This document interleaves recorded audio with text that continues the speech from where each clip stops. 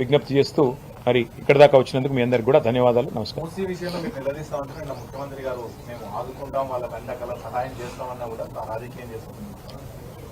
మీరు ఒకటి గుర్తుపెట్టుకోండి బ్రదర్, ఇవాళ ప్రజలు ఒకటే ప్రశ్న అడుగుతున్నారు. ఇదే ముఖ్యమంత్రి గారు చెప్పేదేమి, మాకు అప్పు పుడతలేదు, నన్ను కోసినా రిటైర్మెంట్ బెనిఫిట్స్ ఇవ్వలేను, డిఏలు ఇవ్వలేను, 6 గ్యారంటీలు అమలు చేయలేను, నేను మహిళలకు 2,500,000 ఇవ్వలేకపోతున్నా, రాష్ట్రం అప్పుల కుప్ప అయింది అని చెప్పి ఒకవైపు తప్పుడు మాటలు చెప్పేది ముఖ్యమంత్రి గారు. ఇవాళ తెలుగులో సామెత ఉంది, మింగ మెతుకులేదు కానీ మీసాలకు సంపెంగ నూనె అని. నీకు ఈ రాష్ట్ర ప్రభుత్వంలో మీరు రావడానికి ప్రధానంగా మీకు ఓట్లేసిన వారికి, మీకు 6 గ్యారంటీల పేరుతో మీరు ఇచ్చిన హామీలు 100 రోజుల్లో అమలు చేస్తామన్న వాటికి 1 పైసా కేటాయించే తెలివి లేదు. రైతులకు రైతు బంద్ వేసే ముఖం లేదు. ఇదే ముఖ్యమంత్రి నెల రోజుల కిందటే కదా హామీ ఇచ్చింది. మున్సిపల్ ఎన్నికలు అయిన మర్నాడే 9,000 కోట్లు రైతు బంధుకి వేస్తానని చెప్పారు. మున్సిపల్ ఎన్నికలు ముగిసి నెల రోజులు అయిపోయింది, ఇప్పటి వరకు 9 పైసలు కూడా వేయలేదు. అందుకే మేము అడుగుతున్నాం, ముందు మీరు ఇచ్చిన హామీలు నెరవేర్చండి, మూసి కట్టండి, ప్రజలకు మంచి పునరావాసం కల్పించాలని అడుగుతున్నాం, ఇల్లు కూలగొట్టొద్దని అడుగుతున్నాం. మేము మూసీకి వ్యతిరేకం కాదు, కానీ మీరు చేయాల్సిన పని చేయకుండా ఒకవైపేమో అప్పుల పాలైందని చెప్తూ, ఒకవైపేమో పైసా లేదని చెప్తూ, ఒకవైపేమో తప్పుడు మాటలు చెప్తూ, మరొక వైపు మూసీలో 1,50,000 కోట్లు ఖర్చు పెట్టి నేను ఇది చేస్తా అది చేస్తా అంటే మిమ్మల్ని ఎవరు నమ్మాలి? మీరు చేసేది మూసీలో ప్రక్షాళన కాదు, మూసీలో మూటల వేట, ఢిల్లీకి డబ్బులు పంపడానికి మూటల వేట, మూసీ బ్యూటిఫికేషన్ పేరిట లూటిఫికేషన్ ఏదైతే చేస్తున్నారో దానికి మేము వ్యతిరేకం. మూసీలో జరిగే దోపిడీకి వ్యతిరేకం, మూసీలో జరిగే లూటీకి వ్యతిరేకం, మూసీలో మూటల వేటకు మేము వ్యతిరేకం తప్ప ప్రజలకిచ్చిన హామీలు నిలబెట్టండి. ముందు 2,500 మహిళలకు ఇవ్వండి, 4,000 పెన్షన్లు ఇవ్వండి, రైతులకు రైతు భరోసా 15,000 ఇవ్వండి, స్కూటీలు ఇవ్వండి, విద్యా భరోసా కార్డులు ఇవ్వండి. ఇచ్చిన తర్వాత మూసీ సుందరీకరిస్తారా, లేకపోతే ఇంకే 10,000 కోట్ల ఫీజు రీయింబర్స్మెంట్ బాకీ ఉన్నారు మీరు, అవన్నీ ఇవ్వండి ముందు. అవి ఇచ్చిన తర్వాత మీ ప్రాధాన్యాలు ఏంటి?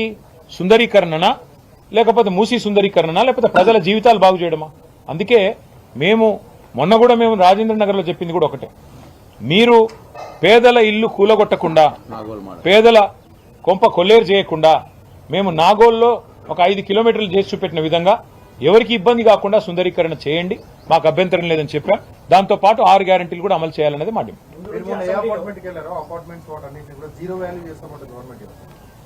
ఈరోజు ఈ రాష్ట్రంలో జీరో వాల్యూ అంటే ఎవరికైనా ఉన్నదా అంటే రేవంత్ రెడ్డి గారి మాటకి.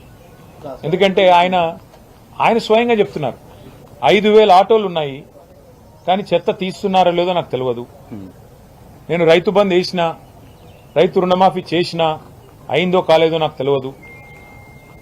అట్లాగే చెప్తున్నాడు రాత్రి 10 గంటల వరకు, 10 గంటల తర్వాత వ్యాపారాలు చేసుకోకూడదని ఆయనే జీవో ఇచ్చిండు, ఆయనకు తెలియదు. అసలు ఆయన ఏం చేస్తున్నాడో ఆయనకే తెలియదు. రాష్ట్రంలో పరిపాలన పిచ్చోడి చేతిలో రాయిలాగా మారిపోయింది బ్రదర్. డే ఎకానమీ నాశనం చేసిన వాడు నైట్ ఎకానమీ చేస్తున్నాడు. పొద్దున పూట మంచిగా నడిచే రియల్ ఎస్టేట్ రంగాన్ని నాశనం పట్టించి మొత్తం దివాలా తీసే విధంగా చేసినోడు నైట్ ఎకానమీ తెస్తా అంటే ఎవరన్నా నమ్ముతారా? అందుకే మేము అనేది, అయ్యా రాహుల్ బంధు పథకం కాదు, రైతు బంధు పథకం అమలు చేయి, ఇచ్చిన మాట నిలబెట్టు. ఢిల్లీకి 1,000 కోట్లు పంపడం కాదు, రైతులకు 9,000 కోట్లు ఇయ్యి.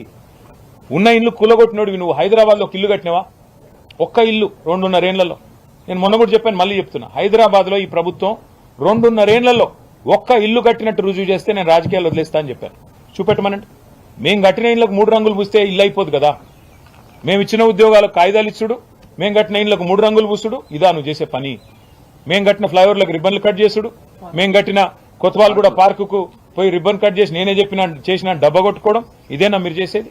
అందుకే మేము అనేది, నీ మాటకి ఇయ్యాలా ఈ రాష్ట్రంలో విలువ లేదు, నీ పొజిషన్ కి విలువ లేదు, నీకు జీరో వాల్యూ ఉంది. ఇది తేలిపోతుంది భవిష్యత్తులో, మీరు చూడండి. Thank you. చూద్దాం, వారు ప్రజాస్వామికంగా ఉంటే మేము అంతకంటే ప్రజాస్వామికంగా ప్రజల తరపున ఉంటాం. అందుకే కదా ఇంత డే లాంగ్ సెషన్ పెట్టుకుంది, మేధావులని పెద్దల్ని పిలిచింది, మాట్లాడుకుంది, అన్ని రకాలుగా ప్రిపేర్ అవుతుంది. అందుకే కదా ప్రజాస్వామికంగా ప్రభుత్వం వ్యవహరించాలని కోరుతున్నాము, వ్యవహరిస్తారని ఆశిస్తున్నాము. లేని పక్షంలో మళ్ళీ ఏం చేయాలో పెద్దలు కేసీఆర్ గారితో కూర్చుని నిర్ణయం తీసుకుంటాం. పార్టీ అన్నాక మా నిర్ణయాలు మాకుంటాయి బ్రదర్, మా ఆలోచనలు మాకుంటాయి, తప్పకుండా మా వ్యూహాలు మాకుంటాయి. అందులో భాగంగా మా పార్టీ నిర్ణయం తీసుకుంది.